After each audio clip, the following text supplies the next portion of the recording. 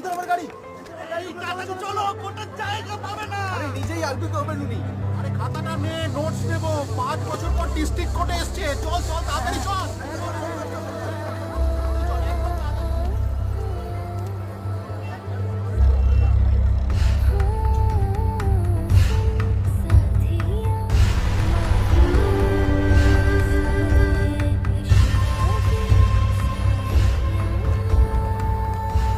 Hello,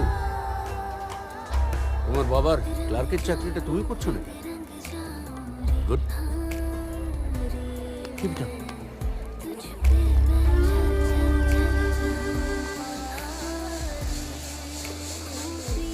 sir, এই হলো জয়িতা সান্যাল আর এই বাকি 4 জন হলো আই উইটনেস।